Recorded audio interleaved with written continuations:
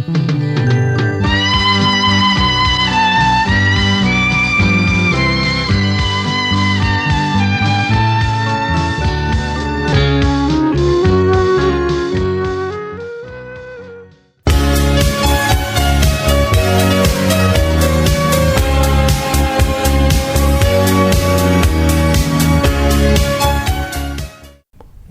இந்த நாளில் சின்ன சின்ன வெளிச்சங்களில் இன்னொரு புதிய சிந்தனையை தெரிந்து கொள்வோம்.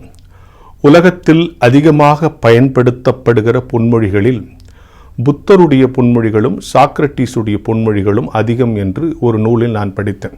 பல இடங்கள் அது மேற்கோள் காட்டுறாங்கன்னு. ஆனால் இவங்க ரெண்டு பேருமே தங்கள் வாழ்நாளில் எதையும் எழுதிலாம் வைக்கல. அவங்க ரெண்டு பேரும் பேசுனாங்க. அவங்களுடைய ஃபாலோயர்ஸ் அதெல்லாம் கேட்டு எழுதி வச்சு தான் இன்ன வரைக்கும் அந்த பொன்மொழிகள் எல்லாம் நமக்கு நிலைக்கிறது. அப்படி புத்தர் சொல்லுகிற ஒரு பொன்மொழி மனிதனுக்கு மற்ற விலங்கினிடத்திலிருந்து இருக்கக்கூடிய சிறப்புகளில் ஒன்று பேச்சு, இல்லையா? எந்த மிருகமும் பேசுறது கிடையாது. விலங்குகளுக்கெல்லாம் கடவுள் ஓசை கொடுத்தார், மனிதனுக்கு மட்டும்தான் பாஷை கொடுத்தார், சரியா? அப்படி பேசுகிற வாய்ப்பை பெற்ற இந்த வாயால் நீங்கள் 4 பாவங்களை செய்யக்கூடாது என்று புத்தர் சொல்லுகிறார். இது ஒரு அழகான புத்தர் சொன்ன ஸ்டேட்மெண்ட்களில் ரொம்ப அழகானது. அதனால் உங்களோடு பகிர்ந்து கொள்கிறேன். மனிதன் வாயால் செய்யும் பாவங்கள் 4. 1, புறம் பேசக்கூடாது. ஒருத்தர் இல்லாத இடத்துல அவங்கள பற்றி பேசக்கூடாது. உண்மையிலே உங்களுக்கு அவங்க மேலே அக்கறை இருந்தால் அவங்க பிரச்சனையை போய் நேராக அவங்ககிட்ட பேசுங்க, பின்னால் பேசாதீங்க. புறம் பேசுதல் வாயால் செய்யும் பாவம். 2வது, பொய் பேசக்கூடாது. நம்ம மனித வாழ்க்கையில் என்ன நினைக்கிறோம், பிரச்சனையற்ற பொய்களை சொல்லிக்கலாம். இப்போ பையன் ஸ்கூலுக்கு ஏண்டா லேட்டாக வந்தானா ஹாஸ்பிட்டல் போயிட்டு வந்தான் சார்ன்றான். அவன் உண்மையிலே ஹாஸ்பிட்டல் போயிட்டு வந்திருக்க மாட்டான். ஆனால் என்ன நினைக்கிறான், சார்ட்டு தப்பிச்சுக்கிறதுக்கு சொல்லலாம். நாமளே கூட இப்போ மெடிக்கல் லீவ் போட்டால், கல்யாணத்துக்கு மெடிக்கல் லீவ் போடும்போது நம்ம ஏதாவது ஒரு நோய் சொல்லி மெடிக்கல் லீவ் போட்டுக்கிறோம். இது வந்து யூஷுவல் ப்ரொசீஜர் அப்படின்னு நினைக்கிறோம். எனவே இது வந்து யாரையும் பாதிக்காத பொய்களை நம்ம சொல்லிக்கலான்னு நம்ம மனசை ஒரு சமாதானம் சொல்லிக்கிறோம். அது கூட சொல்லக்கூடாது, அதான் உண்மை. நீங்கள் சுச்சுவேஷனுக்காக, அவசரத்துக்காக, நிர்பந்தத்துக்காக கூட பொய் சொல்லக்கூடாது. எனவே முதல் புறம் பேசக்கூடாது, 2 பொய் பேசக்கூடாது. 3வது, பிறரை காயப்படுத்துகிற வார்த்தைகளை பேசக்கூடாது. பேச்சு நமக்கு மட்டும்தான் கொடுக்கப்பட்டிருக்குது. ஆனால் வந்து இப்போ நாய் கடிச்சிட்டா விஷம் ஏறிடு, அதுக்கு ஒரு 16 ஊசி 17 ஊசி போடணும்னா சொல்கிறாங்க. அது வாயால் கடித்தோன்னா அந்த விஷம் நமக்கு ஏறிடுது. ஆனால் மனிதர்களுடைய வார்த்தைகள் சிலரை காயப்படுத்தினா அந்த விஷம் அவங்கள முறிச்சிரும். அதனால் பிறரை காயப்படுத்துகிற வார்த்தைகளை பேசக்கூடாது. இது வாயால் செய்கிற பாவம் 3. வாயால் செய்கிற பாவம் 4ன்னு சொல்கிறாரு, பயனற்ற வார்த்தைகளை பேசக்கூடாது. உலகத்தில் வேறு எந்த உயிருக்கும் இல்லாமல் நமக்கு மொழியை கொடுத்து பேசும் சக்தியை கொடுத்திருக்கிற இந்த சூழலில் நான் பேசுகிற ஒவ்வொரு வார்த்தையும் பயனுள்ள வார்த்தையாக இருக்கும். உங்கள் வார்த்தைகள் எடுபடாத இடத்துல நீங்கள் மௌனமாக இருக்கிறது கூட நல்லது அப்படின்னு சொல்கிறாங்க. எனவே குறைவாக பேசுங்கள், நிறைவாக பேசுங்கள். மீண்டும் சொல்லி நிறைவு செய்கிறேன். புத்தர் வாயால் செய்கிற பாவங்கள் என்று 4 சொல்லுகிறார். புறம் பேசாதே, பொய் பேசாதே, பிறரை காயப்படுத்தும்படி பேசாதே, பயனற்ற சொற்களை பேசாதே என்கிற நல்ல பேச்சை பேச வேண்டும் என்கிற சிந்தனையோடு இந்த நாளை தொடங்குவோம்.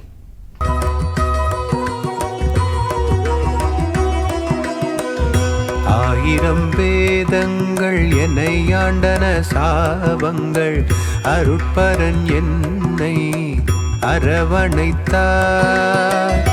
ஆயிரம் வேதங்கள் என்னை ஆண்டன சாபங்கள், அருட்பரன் என்னை அரவணைத்தார். சத்திர முன்னணையில் முத்திரு நீர் வந்தீர்,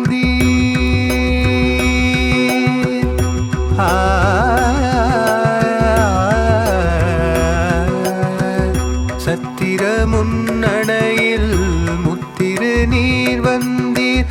அடிமையனை மீட்டிடவே ஆண்டவர் இயேசுவின் அன்பினை கண்டேன். ஆயிரம் வேதங்கள் என்னை ஆண்டன சாபங்கள், அருட்பரன் என்னை அரவணைத்தார்.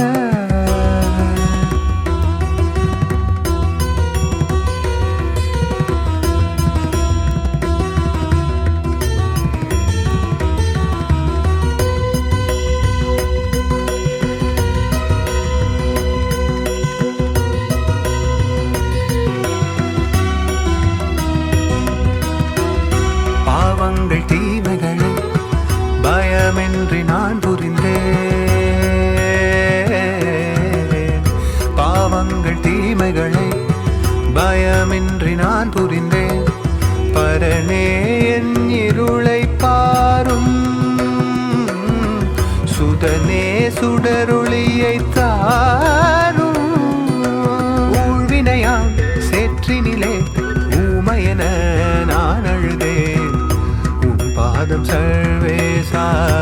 நான் விழுந்தேன், உயிரோடு புதிதாக நான் எழுந்தேன்.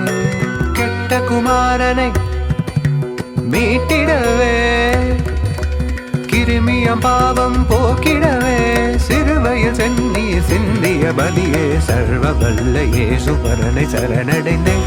1000 வேதங்கள் என்னை ஆண்டன சாபங்கள், அருட்பரன் என்னை அரவணைத்தார். அன்பான வான்மலர் நேயர்களே, உங்கள் யாவருக்கும் இறைமகன் இயேசுவின் நாமத்திலே என் ஸ்தோத்திரங்களையும் வாழ்த்துக்களையும் தெரிவித்துக் கொள்கிறேன். இந்த காலை தியானத்திலே மீண்டுமாக உங்களை சந்திப்பதிலே மிக்க மகிழ்ச்சி அடைகிறேன். இந்த நாளுக்குரிய தியான பாகமாக சங்கீத பாகம் 32ஆம் சங்கீதம் 15வது வாக்கியம், கர்த்தருடைய கண்கள் நீதிமான்களை நோக்கும் என்பதாகும். கர்த்தருடைய கண்கள் நீதிமான்கள் மேல் நோக்கமாயிருக்கின்றன என்று வேறொரு மொழிபெயர்ப்பிலும் சொல்லப்பட்டிருக்கிறது. ஒருவேளை அன்புக்குரியவர்களே, இந்த நாளில் விசேஷமாய் கண்கள் என்கிற வார்த்தையை எடுத்துக்கொள்வோம். நவீன காலத்தில் இன்றைக்கு எங்கு சென்றாலும் ஒரு மூன்றாவது ஒரு கண் நம்மை கண்காணித்து கொண்டிருக்கிறது. எங்கு பார்த்தாலும் you are under CCTV surveillance என்று சொல்லப்படுகிற ஒரு சூழலை நாம் பார்க்க முடியும். எல்லாரும் இல்லங்களிலும் சிசிடிவி வைக்கப்பட்டிருக்கிறது. கடைத்தெருகளிலே எல்லா இடங்களிலும் இப்பொழுது ஒரு மூன்றாவது கண் நம்மை பார்த்து கொண்டே இருக்கிறது. ஆனாலும் அது பழுது அடைந்து விடுகிறது என்று கூட சில நேரங்களிலே நாம் செய்திகளிலே பார்க்கிறோம். தேவைப்படும் இடத்திலே அந்த சிசிடிவி கேமரா பணியாற்றவில்லை என்கிற செய்தியையும் கூட நாம் கேட்கத்தான் செய்கிறோம். ஆகவே இந்த உலக வாழ்க்கையில கண்கள் என்பது ஒரு மனித வாழ்க்கையிலும் கூட பல நேரங்களிலே நாம் எல்லாவற்றையும் ஒரே போல் பார்ப்பதில்லை. சில நேரங்களிலே நாம் பிள்ளைகளை பார்த்து கொண்டே இருப்போம். ஆனால் ஒரு கணம் நம்முடைய பார்வை சிதறும் பொழுது அந்த பிள்ளை ஏதாவது ஒரு வகையிலே ஒரு தவறை செய்யக்கூடும் அல்லது விழுந்து விடக்கூடும். உடனே நாம் சொல்லுவோம், பார்த்து கொண்டு தான் இருந்தேன், ஆனால் திடீரென்று இப்படி நடந்தது என்று சொல்வதை நாம் பார்க்கிறோம். ஆகவே நம்முடைய பார்வை எல்லாம், நம்முடைய கண்கள் எல்லாம் மாறக்கூடியது, தவறக்கூடியது அல்லது தவறு இழைக்கக்கூடியது என்பதை கூட நாம் அறிந்திருக்கிறோம். ஆனால் கர்த்தருடைய கண்கள் எப்பொழுதும் நம்மை பார்த்து கொண்டே இருக்கிறது என்று சங்கீதக்காரன் சொல்லுகிறார். அவருடைய கண்கள் நீதிமான்கள் மேல் எப்பொழுதும் நோக்கமாயிருக்கின்றன. ஒருவேளை வச்ச கண்ணு வாங்காம பாக்குறியப்பா அப்படின்னு நம்ம சொல்றோம் இல்லையா? அது போல அன்புக்குரிய கடவுள் எப்பொழுதும் அவருடைய பிள்ளைகளை பார்த்து கொண்டே இருக்கிறார். பார்த்து கொண்டே இருக்கிறார் என்று சொன்னால் அவருடைய கண்கள் அவருடைய பிள்ளைகள் மேல் பொருத்தப்பட்டிருக்கிறது. நீதிமான்கள் யார் என்று சொல்லும் போது கடவுள் யாரை ஏற்றுக்கொள்ளுகிறாரோ அவர்கள் நீதிமான்கள். கடவுளுக்கு ஏற்புடையவர்கள் தான் நீதிமான்கள் என்று நாம் அறிந்திருக்கிறோம். அவ்விதமாக ஆண்டவர் இயேசு கிறிஸ்துவுக்குள்ளாய் அவருடைய சிலுவை பாடு மரணம் உயிர்த்தெழுதலின் வழியாக மீட்கப்பட்ட ஒவ்வொருவரும் நீதிமான்கள். அந்த நீதிமான்கள் மேல் கடவுள் தங்களுடைய கண்ணை பொருத்துகிறார். எப்பொழுது பொருத்துகிறார்? நாம் பெற்றுக்கொண்ட ஞானஸ்தானத்தின் வழியாக. நாம் எப்பொழுது ஞானஸ்தானம் பெற்றுக்கொள்கிறோமோ அந்த நொடியிலிருந்து கர்த்தருடைய கண்கள் நம்மை 24 மணி நேரமும் 7 நாட்களும் கண்காணிப்புக்குள்ளாக வைத்திருக்கிறார். நாம் எங்கு சென்றாலும் அவருடைய பார்வையில் இருக்கிறோம் என்பதை இந்த வசனம் இந்த கால வேளையிலே நமக்கு திட்டமாய் தெளிவுபடுத்துகிறது. ஏனென்றால் கடவுள் நம்மை பார்க்கின்ற கடவுள், நம்மை பார்த்து கொண்டே இருக்கிறார். நம்முடைய ஒவ்வொரு அசைவுகளையும் அவர் அறிந்திருக்கிறார். ஒருவேளை அவருடைய கண்கள் நம்மேல் எப்பொழுதும் நோக்கமாயிருக்கிறது. நம்மை பார்த்து கொண்டிருக்கிற கடவுள் எப்பொழுதும் ஆண்டவர் இயேசு கிறிஸ்துவுக்குள்ளாய் அவருடைய பிள்ளைகளை பராமரிக்கின்ற, பாதுகாக்கின்ற அற்புதமான கடவுளாக இருக்கிறார் என்பதையும் கூட இந்த சங்கீதம் நமக்கு நினைவுபடுத்துகிறது. ஒருவேளை பழைய ஏற்பாட்டில் ஒரு சம்பவத்தையும் கூட நான் உங்களுக்கு நினைவுபடுத்த விரும்புகிறேன்.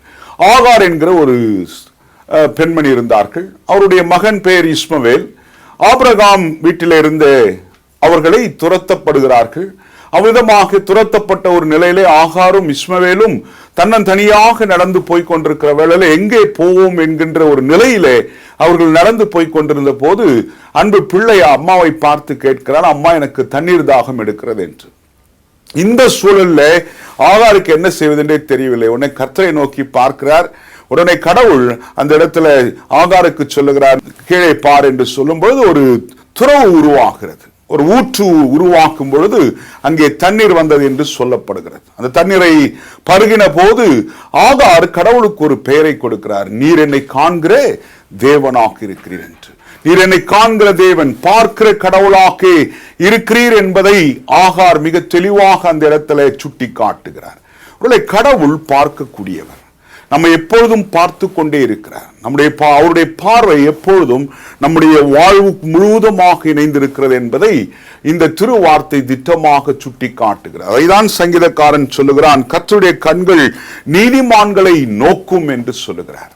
அவ்விதமாக பார்க்கின்ற கடவுள் நம்முடைய வாழ்க்கையில இன்றைக்கும் நம்முடைய வாழ்வோடு கூட இணைந்திருக்கிறார். நம்முடைய வாழ்வோடு இணைந்திருக்கிறவர் நம்மை பராமரிக்கிறார். வாழ்வோடு இணைந்திருந்து பராமரிக்கிற கடவுள் நம்மை பாதுகாக்கிறார். ஏனென்றால் நாம் அவருடைய பார்வைக்குள் இருக்கிறோம். அவர் நம்மை பார்த்து கொண்டிருக்கிறார். இன்னொரு இடத்துல எசையா தீர்க்கன் சொல்லுகிறான், நீ என் பார்வைக்கு அருமையானவன் என்று. கடவுளால் மீட்கப்பட்ட இயேசு கிறிஸ்துவுக்குள்ளாக மீட்கப்பட்ட ஒவ்வொரு பிள்ளைகளையும் கடவுள் அருமையானவர்களாக பார்க்கிறார்.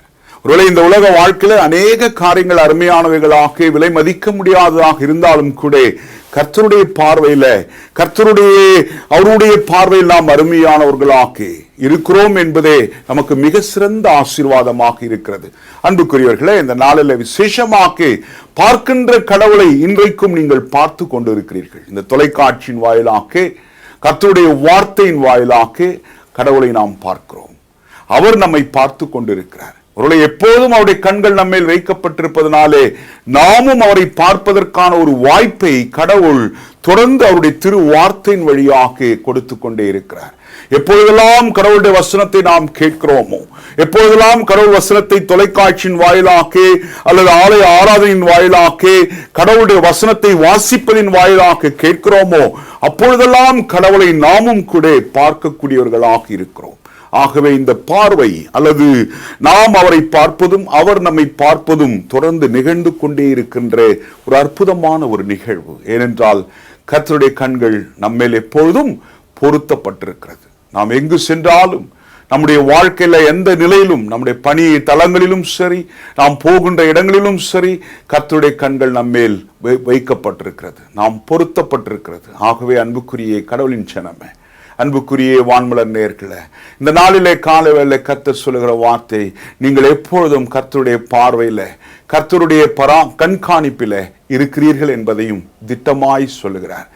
கர்த்தருடைய கண்காணிப்பில் இருக்கிற நாம் அவரை பார்ப்போம், அவரை நோக்கி பார்ப்போம். இரண்டால் சங்கீதக்காரன் சொல்லுகிறான், அவர்கள் அவரை நோக்கி பார்த்து முகமலர்ந்தார்கள், அவர்கள் முகங்கள் வாடிப்போவதே இல்லை என்று. நாமும் அவரை பார்ப்போம். அவருடைய வார்த்தையின் வழியாக, இந்த தொலைக்காட்சியின் வழியாக, இந்த செய்தியின் வழியாக கடவுள் நம்மை பார்க்கிறவராக நாமும் அவரை பார்த்து மகிழ்ந்து அவருடைய பிள்ளைகளாக வாழ கர்த்தர் உங்கள் யாவருக்கும் கிருபை செய்வாராக. ஆமேன். நாம் செபிப்போம்.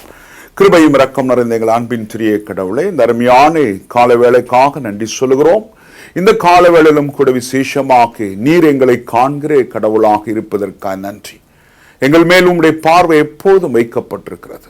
நாங்கள் ஞானஸ்தானம் பெற்ற போதும் உம்முடைய பிள்ளைகளாக இயேசு கிறிஸ்துவுக்குள்ளாய் நீர் எங்களை சொந்தமாக்கி கொண்ட நொடியிலிருந்து உம்முடைய பார்வை எப்போதும் எங்கள் மேல் இருப்பதற்காக நன்றி சொல்கிறோம், ஸ்தோத்திரிக்கிறோம்.